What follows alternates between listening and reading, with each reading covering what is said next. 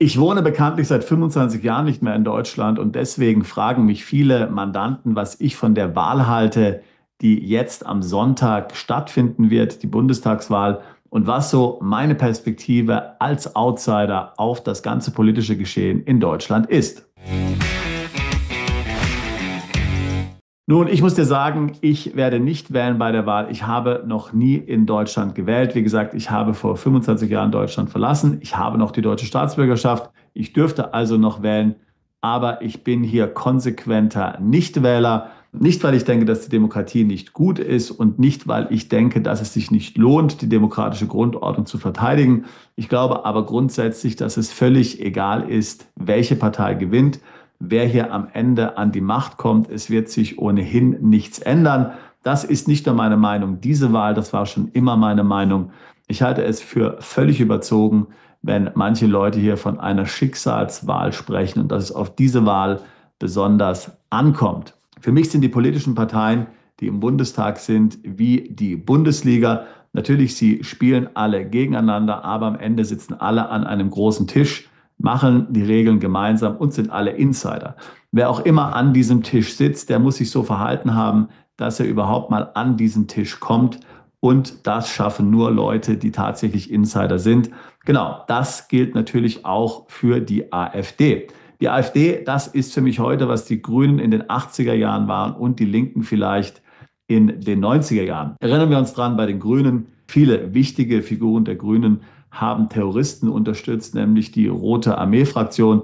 Etliche Grüne, wie zum Beispiel Ströbele oder auch Schily, waren ja Anwälte von RAF-Terroristen. Und dann gab es viele, wie zum Beispiel den Steinewerfer Joschka Fischer, die sich ja hier nicht besonders in dieser Zeit mit Ruhm bekleckert haben. Aber jetzt, viele Jahre später, sind sie im Establishment angekommen und sind schon fast konservativ in gewisser Hinsicht. Das Gleiche gilt natürlich auch für die Linken, die SED-Nachfolgepartei, die SED, die auf deutschem Boden Deutsche gefoltert hat, gequält hat, unterdrückt hat. Diese Menschen sind heute wieder hier an der Macht. Reden wir mal gar nicht über Wagenknecht, diese Kommunistin. Genauso wird es auch mit der AfD gehen. Das heißt, in 10, 15 Jahren wird sicherlich die Brandmauer komplett vergessen sein und die AfD wird auch eine Partei sein, mit der man koalieren kann. Also daher würde ich dir auch dringend empfehlen, keine Hoffnungen auf irgendeine politische Partei oder auf irgendeinen Politiker zu setzen. Das wäre verschwendete Liebesmüh. Und genau inklusive der AfD, das meine ich, gilt auch für sie. Deutschland hat zweifellos große Probleme, große strukturelle Probleme. Wenn du dir YouTube anschaust und die Videos verschiedener halbseitener Experten, sei es jetzt Goldverkäufer, abgehalfterter Hedgefondsmanager, die vom FBI gesucht werden, Landwirte, gescheiterte Immobilieninvestoren, Polizisten, die vorbestraft sind und heute Autoren sind und so weiter und so fort. Diese ganzen Gestalten, die sich so auf YouTube tummeln, dann steht ja das Ende unmittelbar bevor. Dann steht der Weltuntergang bevor, der Untergang Deutschlands, der Untergang des Euros, der Untergang der EU. Das ist natürlich Quatsch. Das wird so nicht kommen. Denke immer daran, das Römische Reich hatte im Jahre 113 denke immer daran, das Römische Reich hatte im Jahre 113 seine größte Ausdehnung erreicht, bis es tatsächlich unterging. Ging es noch hunderte Jahre, man könnte sagen tausende Jahre, wenn man das Oströmische Reich mit einbezieht, das ja erst im 16. Jahrhundert dann tatsächlich endete. Ja, Deutschland hat große strukturelle Probleme. Wir befinden uns in der längsten Rezession seit dem Zweiten Weltkrieg. Seit 2018 ist die deutsche Wirtschaft nicht mehr gewachsen. Natürlich können wir hier nicht mehr von einer Rezession sprechen. Das ist ein Strukturwandel. Die deutsche Industrie ist um 18% geschrumpft seit 2018. Immer mehr Industrieunternehmen wandern ab. Das ist ein langfristiger Trend, der sich nicht so ohne weiteres von keiner Partei umkehren lässt. Gründe dafür sind dieses entsetzliche Maß an Regulierung, das wir in der EU haben, diese total verrückte Energiepolitik der Grünen. Oder man könnte auch sagen der Merkel, denn die Merkel war ja so bescheuert, die Atomkraftwerke abzuschalten, mit dem Atomausstieg anzufangen. Was für eine Gaga-Entscheidung. Hat sich dann abhängig gemacht von Russland und von Putin. Und heute haben wir den Salat. Die Reformen, die hier anstehen, sind viel zu tiefgreifend, als dass sie eine politische Partei, die für 4 Jahre gewählt ist, tatsächlich hier angehen würde. Wir haben eine katastrophale demografische Situation in Europa und natürlich auch in Deutschland. Wie eine Partei das in den Griff kriegen soll, das steht in den Sternen. Auch das wird nicht möglich sein.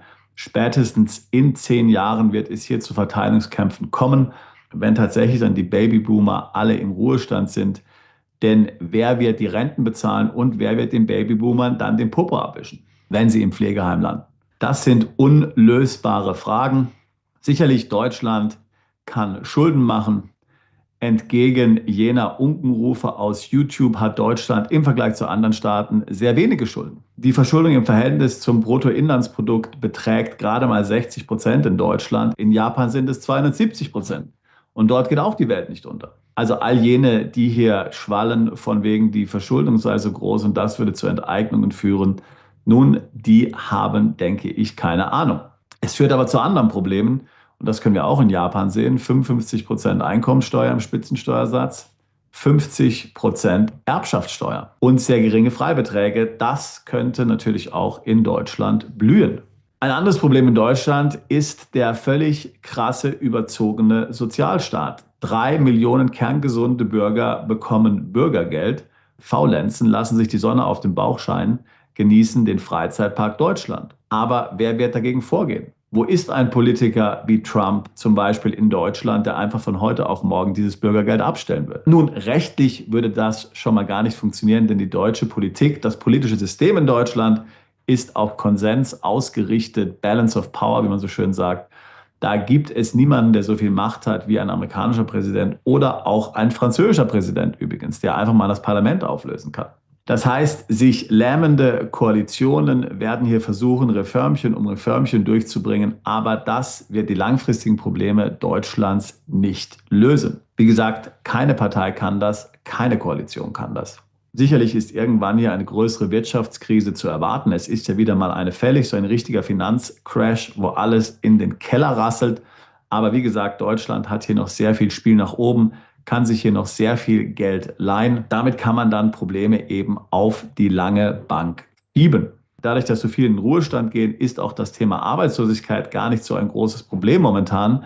Bei all den Jobs, die wegfallen, wäre das ja in früheren Jahrzehnten hier schnell zu einer unkontrollierbaren Situation geworden für die Politik. Jetzt aber passiert gar nichts, ehrlich gesagt. Das heißt nicht, dass man in Deutschland nicht gut Geld verdienen kann, nicht gut Geschäfte machen kann. In jeder Krise gibt es für clevere und für aufgemerkte Menschen die Möglichkeit, sehr viel Geld zu verdienen. So ist es auch in Deutschland. Wir haben etliche Mandanten, die in Deutschland sehr gut verdienen. Aber möchtest du wirklich dort wohnen? Und damit bin ich im Grunde auch an der Kernaussage meines Videos und meiner Botschaft an dich hier angelangt. Verlass dich nicht auf Parteien, verlass dich nicht auf Politiker, nimm dein Leben selbst in die Hand. Nur du kannst dein Schicksal und das Schicksal deiner Familie verbessern. Es kommt auf dich an. Du kannst diese Verantwortung nicht an Politiker, nicht an Parteien delegieren. Nochmal, das Ergebnis der Wahl ist völlig egal. Wer gewinnt, spielt keine Rolle. Vielleicht wird es den Niedergang etwas beschleunigen, vielleicht ihn etwas herauszögern, aber an der grundsätzlichen Dynamik wird sich aufgrund des politischen Systems in Deutschland nichts ändern.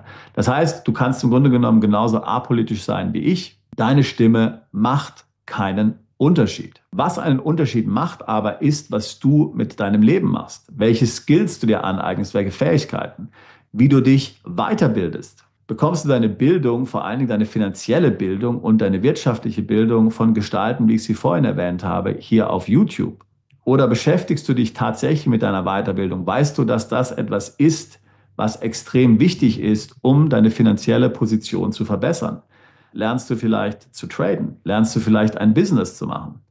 Das sind die Fähigkeiten, die jetzt wichtig sind. Und für viele natürlich wird der Trend weitergehen, dass sie Deutschland verlassen, denn in Deutschland herrscht die komplette Perspektivlosigkeit. Besonders für jene, die die Leistungsträger dieser Gesellschaft sind. Da geht man schon lieber in die Schweiz oder in die USA oder vielleicht auch nach Dubai oder in ein anderes exotisches Land. Dort verdient man sehr viel mehr, dort zahlt man weniger Steuern und weiß am Ende, wofür man sich jeden Tag abrackert. Jedenfalls sollte es nicht ein Staat sein. Jedenfalls sollte es nicht ein Sozialstaat sein, hinter dem man nicht wirklich hundertprozentig steht. So, und jetzt haben wir die geopolitischen Risiken noch gar nicht erwähnt. Deutschland ist historisch das Schlachtfeld Europas.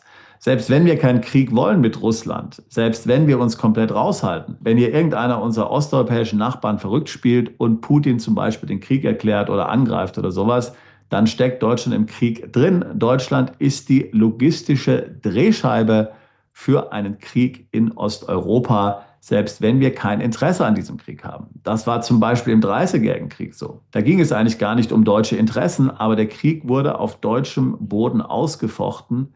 Die deutsche Bevölkerung hat darunter gelitten. Entsetzlich viele Menschen sind gestorben. Städte und Dörfer wurden verwüstet. Überlege dir also zu diesem Zeitpunkt, ob deine Zukunft wirklich in Deutschland ist. Du kannst ja da Business machen, du kannst da Geschäfte machen, du kannst da Freunde haben, du kannst Deutschland besuchen. Ich meine, das mache ich auch. Ist ein schönes Land, um Urlaub zu machen, zweifellos. Aber ist das wirklich die Basis? Ist das die Basis, wo sich dein Vermögen befindet, wo dein Lebensmittelpunkt ist, wo deine Kinder groß werden, wo sie zur Schule gehen? Ist das der Ort, wo dein Vermögen sicher ist? Das sind Fragen, die du dir stellen solltest an diesem Tag und dann natürlich auch nach der Bundestagswahl. Wie gesagt, viele haben sich entschieden, viele Leistungsträger verlassen Deutschland, genau aus den Gründen, die ich in diesem Video angesprochen habe. Viele wissen eben, dass ein Regierungswechsel im Grunde genommen keinen Unterschied machen wird und einen kurzfristigen Unterschied schon mal sowieso nicht. Also, meine Botschaft an dich, verlass dich nicht auf die Politik, verlass dich auf dich selbst. Hab Vertrauen in deine Fähigkeiten, hab Vertrauen in deine Stärke, hab Vertrauen in deine Hartnäckigkeit und kämpfe gemeinsam mit deiner Ehefrau, mit deinem Ehemann, mit deinem Lebenspartner, mit deiner Familie für die Zukunft deiner Familie. Ich glaube, wenn du das machst, dann hast du schon sehr viel getan und da kannst du natürlich dir nicht erlauben, dich zurückzulehnen. Da ist harter Einsatz gefordert, jeden Tag. Und wenn du Familie hast, dann geht es ja nicht nur darum, Geld zu verdienen, sondern dann musst du auch da sein für deine Familie. Und das ist gerade für Männer vielfach sogar schwieriger, als hier knochenhart zu arbeiten. Also das heißt, wenn ich sage, verlass dich auf dich selbst, dann bedeutet das natürlich auch gleichzeitig, dass ich weiß, dass du damit eine große Verantwortung übernimmst. Es ist natürlich viel einfacher zu sagen, ich delegiere das alles an den Staat und da soll sich mal irgendeine Einrichtung drum kümmern. Meine Kinder gehen in die Schule, in den Kindergarten, die sind für alles verantwortlich, die werden es schon richten. Vaterstaat kümmert sich um uns von der Wiege bis zur Trage, wie man so schön sagt. Diese Haltung kannst du natürlich nicht haben, wenn es auf dich ankommt. Dann bist du derjenige, der Verantwortung übernehmen muss und der Verantwortung dafür trägt, ob es funktioniert oder es nicht funktioniert. Aber es gibt viele Gründe, Hoffnung zu haben. Wie gesagt, die Welt ist groß, die Welt ist spannend. Es gibt sehr viele Länder, wo Menschen wie du mit offenen Armen empfangen werden, wo dir der rote Teppich ausgerollt wird, wo du eine goldene Zukunft hast. Überleg dir also gut, ob diese Zukunft wirklich weiterhin in Deutschland ist oder ob du dieses ganze Gezeter hier um diese Wahl, das ganze politische Theater eigentlich als eine Lehre siehst und für dich selbst entscheidest, dass es Zeit ist, sich zu verabschieden. Ich wünsche dir dabei viel Erfolg. Auf deine Freiheit, auf deinen Erfolg. Bist du Unternehmer, Freiberufler oder Investor? Zieht es dich schon lange ins Ausland? Mach heute den ersten konkreten Schritt in eine Zukunft mit mehr Geld und mehr Freiheit. Buche ein Beratungsgespräch mit Sebastian und seinen Kollegen. Unsere Kanzlei unterstützt Mandanten wie dich dabei, deine Steuerlast legal zu reduzieren, Vermögen aufzubauen und zu schützen und deine persönliche Freiheit zu maximieren. Profitiere jetzt von unserem Fachwissen und unserem Netzwerk. Gehe zu mandatierung.com und werde Mandant unserer Kanzlei.